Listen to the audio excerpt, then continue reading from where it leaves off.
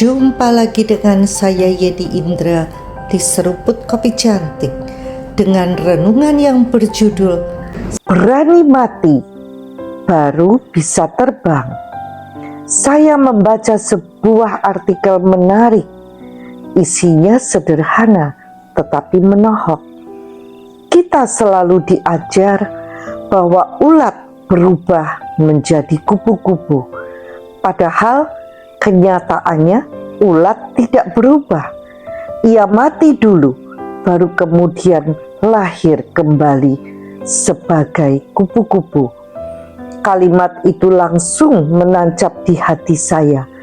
Begitu dalam, begitu rohani, karena bukankah itu juga yang Tuhan ajarkan kepada kita? Sebelum bisa menjadi ciptaan baru, kita harus bersedia mati terhadap diri sendiri dan kebiasaan lama. Proses menjadi kupu-kupu bukan sekedar perubahan yang indah. Dari luar memang tampak sederhana. Seekor ulat membuat kepompong, lalu suatu hari keluar sebagai kupu-kupu cantik.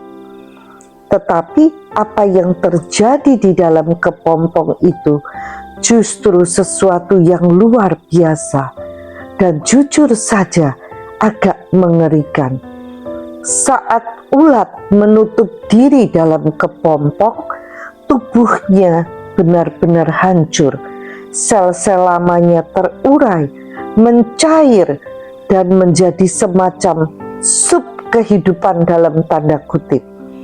Hampir seluruh organ yang lama dihancurkan, otot, usus, bahkan bagian otaknya. Dari kehancuran total itu, sel-sel baru mulai terbentuk dan membangun sesuatu yang sama sekali berbeda.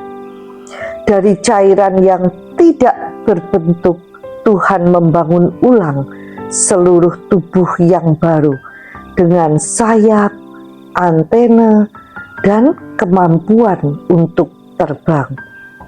Ulat tidak pernah menjadi kupu-kupu secara perlahan. Ia benar-benar mati dulu. Kupu-kupu bukan hasil perbaikan dari ulat, tapi hasil kelahiran kembali dari kematian yang total. Begitulah kehidupan kita bersama Tuhan. Banyak orang ingin mengalami perubahan, tapi tidak mau mati terhadap yang lama. Ingin karakter diperbarui, tapi masih mempertahankan kebiasaan lama. Ingin hidup berbuah, tapi tidak mau belajar taat. Ingin Tuhan mengubah pasangan, tetapi diri sendiri tidak mau diubah. Padahal perubahan sejati selalu dimulai dari kematian. Kematian terhadap ego, kesombongan, kebiasaan buruk, dan cara berpikir yang lama. Proses ini memang tidak menyenangkan. Saat Tuhan mulai bekerja, seringkali rasanya seperti semua yang kita andalkan runtuh. Rasa aman, kebanggaan, bahkan orang-orang yang dulu dekat tiba-tiba menjauh. Kita merasa sendirian dan kehilangan arah. Tetapi disitulah Tuhan sedang bekerja paling dalam, sama seperti di dalam kepompong. Ia sedang menghancurkan bagian-bagian dari diri kita yang tidak lagi berguna, supaya sesuatu yang baru bisa lahir. Kita suka berdoa, Tuhan, ubahlah aku. Tapi begitu proses itu dimulai, kita mengeluh, Tuhan, mengapa Engkau membiarkan ini terjadi? Padahal itulah cara Tuhan membentuk sayap kita. Ia tahu bahwa kita tidak bisa terbang kalau masih mempertahankan cara lama berjalan. Seperti kupu-kupu yang harus menunggu sayapnya menguat sebelum bisa keluar dari kepompong.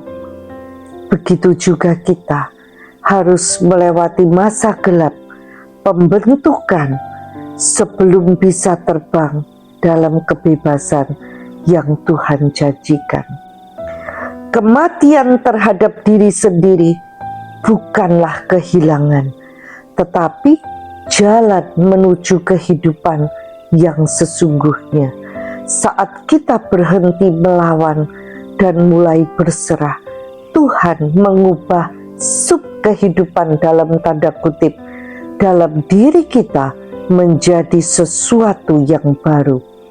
Karakter yang lebih lembut, hati yang lebih sabar, iman yang lebih kuat.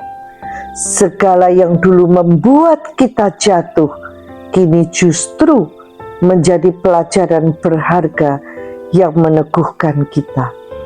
Banyak orang ingin menjadi kupu-kupu, tapi tidak mau menjadi ulat yang berani mati. Mereka ingin hasil tanpa proses, kemuliaan tanpa kehancuran, padahal tanpa kematian tidak ada kebangkitan. Tuhan tidak menambal bagian lama kita, Ia menggantinya seluruhnya dengan yang baru. Jadi, kalau hari ini hidupmu terasa seperti kepompong, sepi, gelap, menyesakan, jangan takut. Itu tanda bahwa Tuhan sedang bekerja. Ia sedang mempersiapkanmu untuk terbang. Tidak ada ulat yang tahu kapan ia akan keluar dari kepompong, tapi semuanya percaya pada rancangan Sang Pencipta. Suatu hari kamu akan keluar dari proses itu membawa sayap baru yang indah dan kuat. Kamu akan menoleh ke belakang dan menyadari semua air mata dan perjuangan itu tidak sia-sia, karena begitulah cara Tuhan bekerja. Ia tidak hanya memperbaiki hidup kita, Ia menciptakan kembali sebagai ciptaan baru yang mampu terbang tinggi bersamanya. Siap menjadi kupu-kupu yang cantik? Sampai jumpa di episode berikutnya bersama Yeni Indra di Seruput Kopi Cantik. Tuhan memberkati.